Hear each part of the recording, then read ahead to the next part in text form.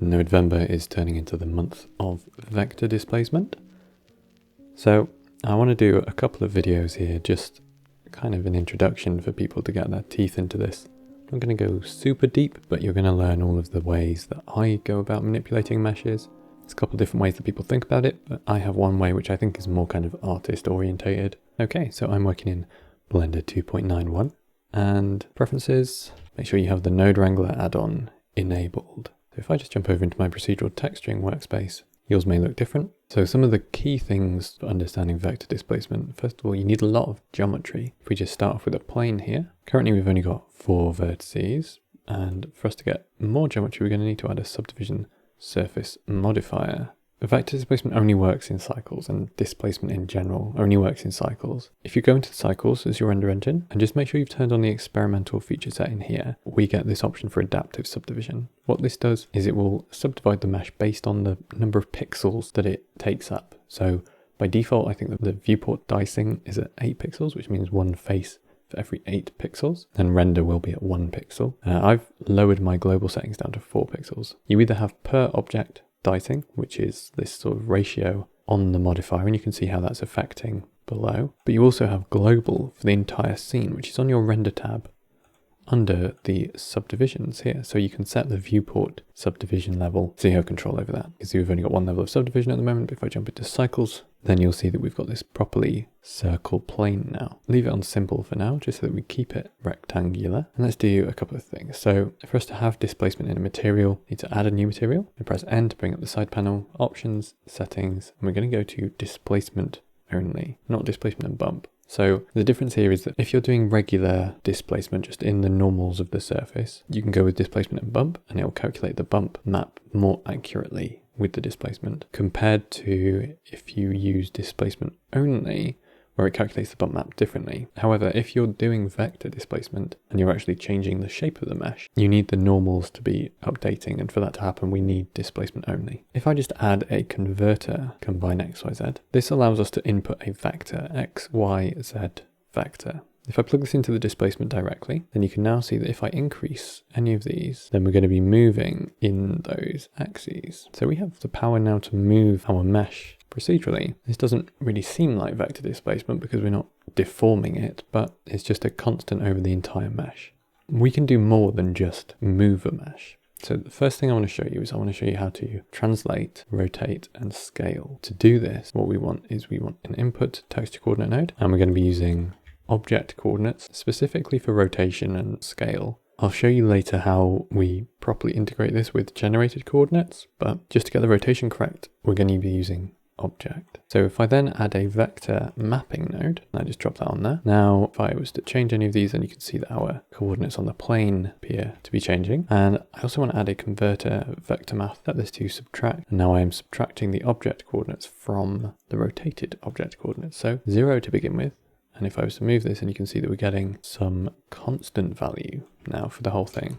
So this is important because if it's not constant, then it'll start stretching, but while it's constant, then it'll affect the whole thing uniformly. So now I can move things just how we did before by adding a constant vector, but I can also rotate. So this isn't deforming the mesh at all. All of the vertices are staying where they were, but we can actually start twisting the entire object around. So we end up using this quite a lot for doing various things, especially when you have an animated shader. For example, the screen print. I have rotation coming down on that screen, and that's animated. I also have rotation on the squeegee and the bottle. In the fluffy shader, the hair, there's so much rotation going on there as well. Really useful to be able to do something like this. And you can replace this mapping node with just a vector math scale or a vector rotate node, and that's going to let you move things around also. So let's just hit one of the key points about displacement. And this is something that I've covered before, but I'm just going to cover it again really quickly. So let's just go in using object coordinates here, and we'll have a look at one of the key problems. So if I just add a vector math onto object coordinates and set this to length, then we have a gradient coming out from the center. And if I add a converter math node set to less than, then you can see that we've got a circle. Now, if I displace this circle, which I would do by taking a combine X, Y, Z, and I can just plug this into the Z there. So now I have 0. and I have 1, but in the z-axis, right? So if I plug this into my displacement, have a look at my principled node, so we're shading, you can see that we're getting all of this stepping happen from the subdivision. This is caused by essentially one section of the mesh is displaced down here, and then you get to vertices, and this is one face up to this point because we have a hard fall off. So if I show this through a wireframe node, then you can kind of see that we just have these really long triangles coming up from bottom to top, and these are individual faces that have been stretched. So for us to get away from using thresholds, we're going to be using map ranges, and you might not have used map ranges before so much, but they're extremely useful. We have a few settings here and a few inputs. They're actually really simple despite what they might look like. So if I take my length here, which is 0 to 1, put that into my value of the map range. So initially it doesn't change, but you can see that we have our from values. This is kind of where we grab hold of the gradient. And then we have our to values, which are where we essentially put it. So if you imagine that you have a gradient like this, and if you were to say that your from min and your from max were here, and you wanted to remap this to these positions, then it's just going to stretch this range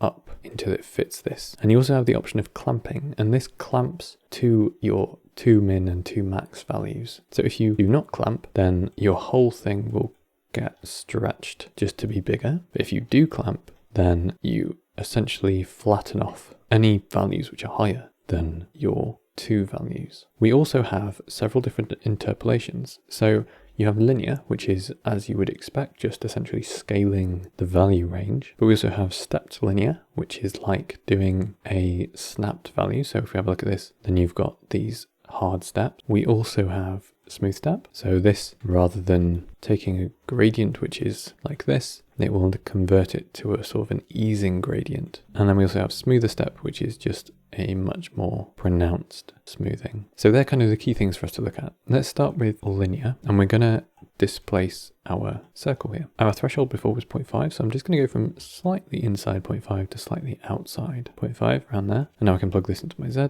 have a look at my principled. So to begin with, it looks like it's going off to infinity, but I can just clamp this, and I just need to update that a little bit. And there we go. So straight off the bat, we've got a tapered shape. Now it looks upside down. This is just because if we have a look at this value is 0 and this one is 1 according to our 2 values. So I can just flip those around like that. Straight away you can see that we have a lot more geometry going on these sides, and you can increase this even further to get a denser geometry. So this is one of the main ways that we create vector displacement with continually editable geometry, is by pushing geometry around. So I now want to make the top of this bigger so that I've got straight sides. For me to do that, I can take this mask, which goes up to 1 in the center, right? So I've got 1 here, and I can use this to scale up this section, and nothing here will get touched because this is at 0. So if I go converter, separate to XYZ, and I just take my object coordinates, which is what I'm using at the moment, then we have X and we have Y. We can multiply these and plug these in here, and just multiply these by our gradient, by our map range gradient. Initially, these are much too high, but if I was to add an RGB curve on here, then we're going to start being able to get manual control. So I can make sure that this is straight up above the bottom, just using the grid for reference. And then I can also give the side a little bit more of a profile, just to make sure that we are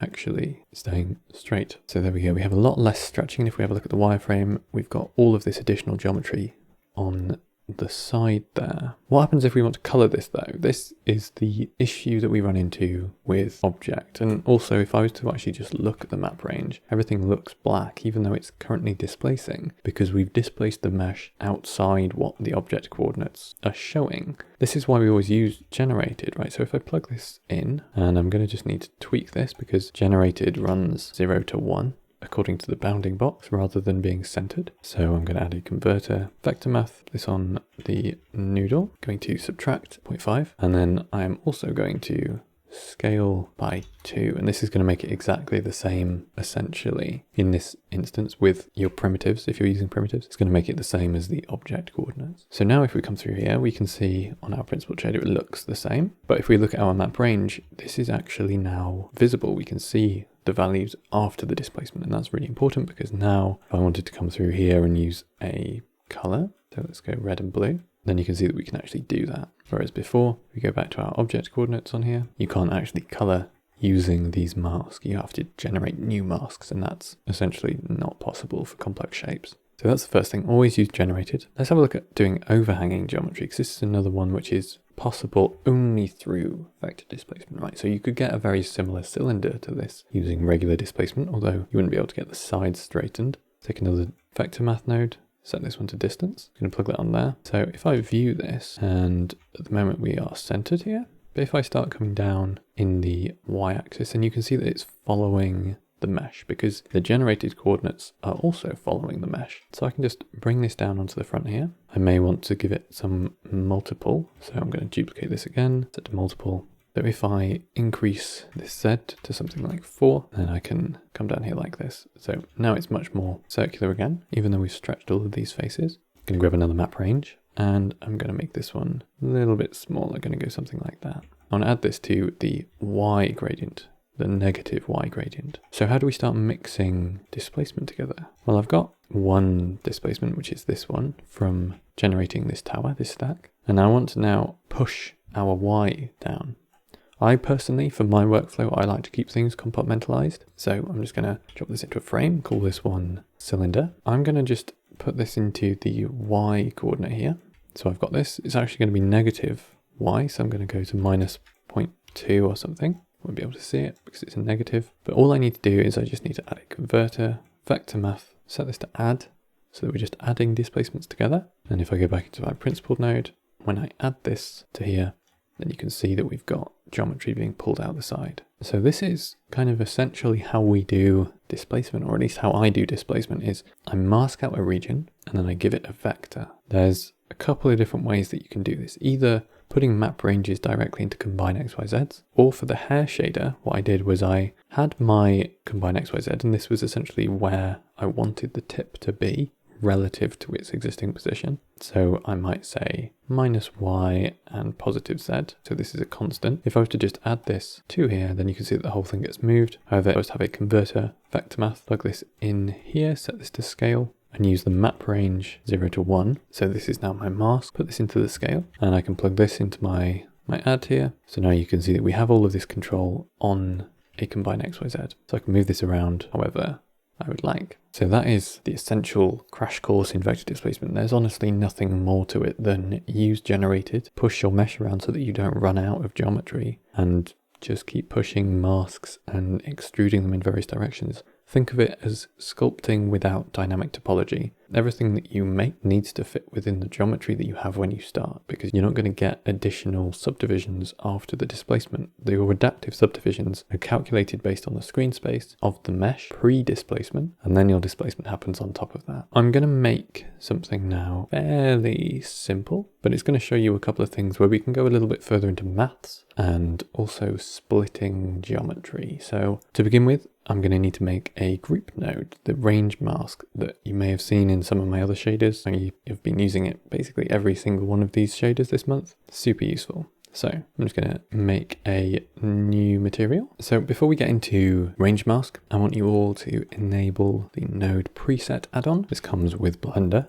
and it just allows you to set a directory in which you save blend files that have node groups in them. So range mask is very simple. It's essentially two map ranges that we multiply together. There's a little bit of maths to get them to work properly. So let me just make a gradient so that we can see this working. So this is our gradient, just the generated X. And what I want to be able to do is I want to say I want between 0.4 and 0.6. And because we're doing vector displacement, I also want to have the option of having a soft fall off. And if I were to use this for alpha, then I also want the option of a hard fall off. So I need that flexibility built in. Pretty simple for us to do though. So this is quite a nice node group, but super useful. So I'm going to add a converter map range. We're going to plug in our X here, have a view of this output. So we're always going to be going to 0 to 1 because we're doing masks here, and masks want that range on and off. And our from min, this is going to be, let me just add some values here. So we're going to go our range min and our range max,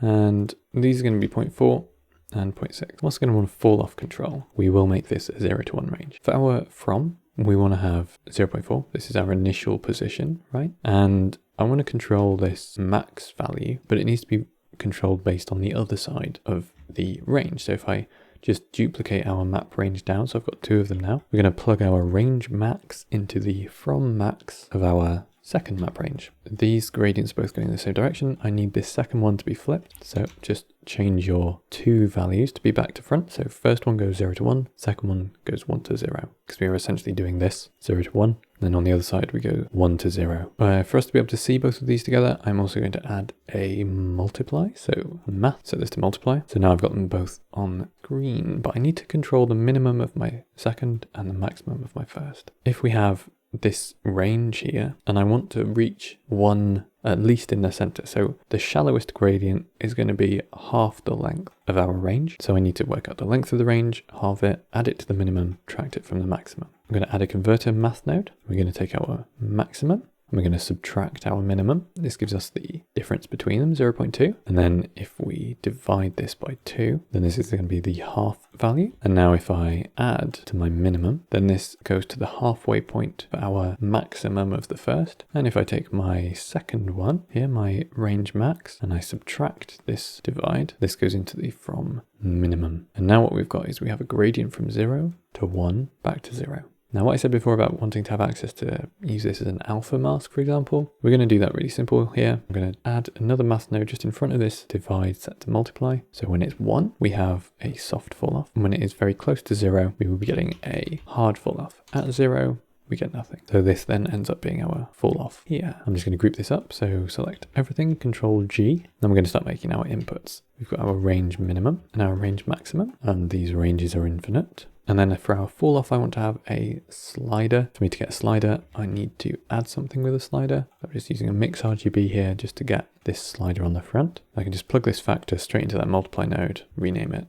fall off. Now if I set this to 0.6 and 0.4, see that we've got a mask with range, and I can change the fall off on this. Now if I don't want it to go to 0, I also just need to make sure that my minimum value here is like 0.0001, and that'll just stop me from being able to go all the way off the bottom. Rename this to range mask. Take a look down in the description box below, because I'm going to be putting in links to high-res screenshots of all of the node trees, including this node group. Now that we've got range mask, we can do a fun little task making separated geometry, and we're going to make something go through something else. This is going to be fun. I'm just going to go and make a new material. Going to do it on this plane, and I need to turn on displacement only because this is a new material. Obviously we still have the modifiers, the subdivision modifier on here. First thing I want to do is split it in half, so it gives the illusion of separated geometry. So to do this, I'm going to add a texture coordinate node, generated converter separate XYZ. This gives me my gradient,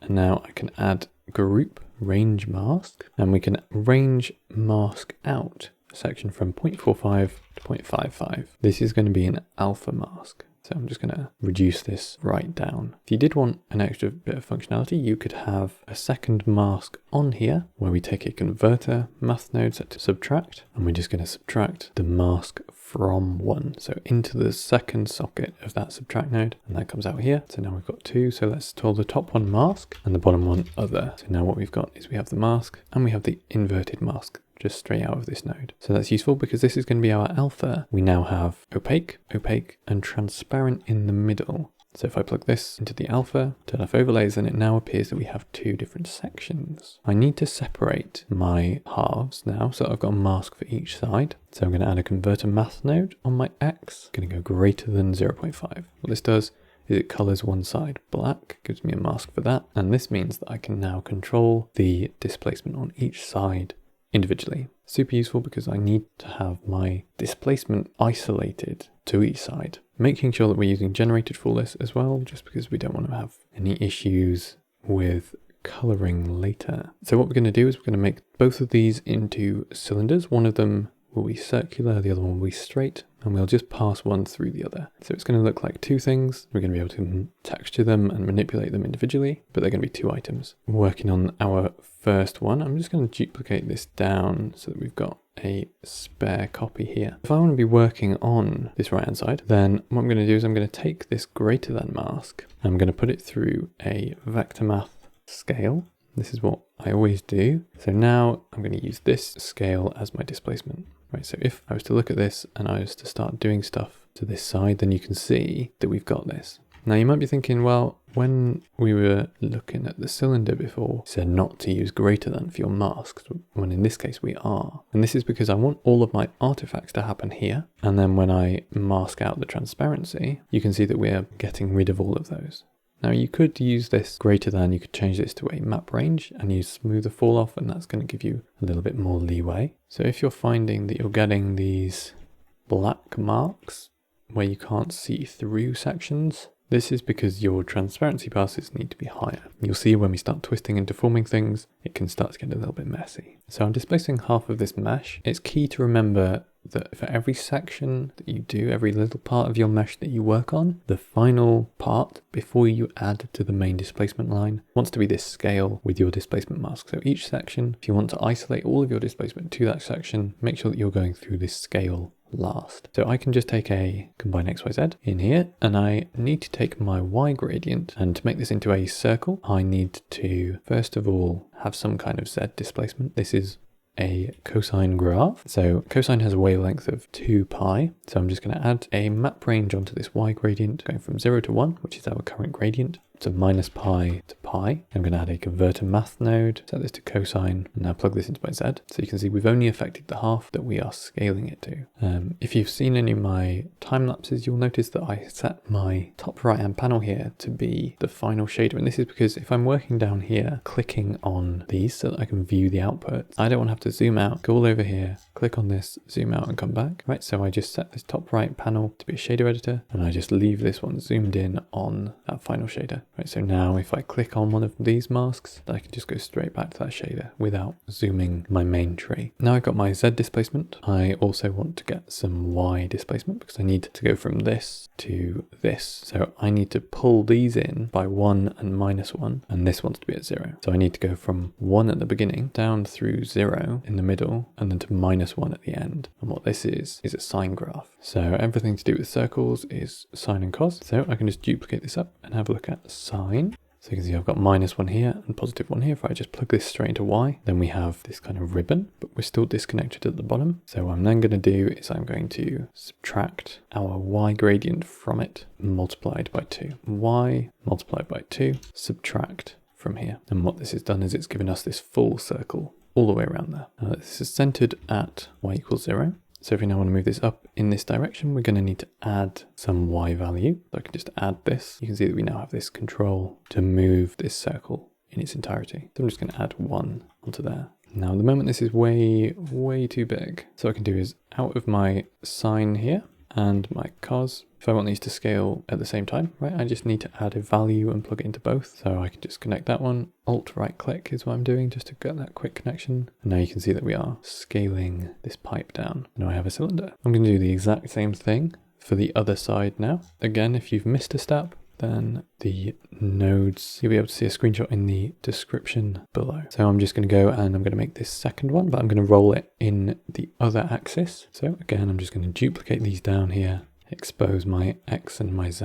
And now I want to roll this one up in this direction. So this one requires the X gradient. So if I get a map range, I know that my alpha mask stops here at 0.45. So I don't actually have the full 0.5 half of the plane. But if you don't know where your mask is, if you don't know where it ends, then you can have a look at this and you can flip your output around. And then when you pull in your maximum, then you get to see where it goes black. So obviously I would want this plugged into my principal node so that I could also look at it compared to the alpha. I know in this case we are at 0.45, and this range, instead of being 0 to 1, we want it to be negative pi to pi. So this gives us our full circle, our full 2 pi. So same again, we're going to add a converter math node set to cosine. This gives us our stretch in this direction. And then we're going to do another one, sine. And this one is going to give us our stretch in this direction. So we're coming back. To put this into our displacement, I need it to be a vector. So this is going to be in our X direction and this one is going to be in our Z direction.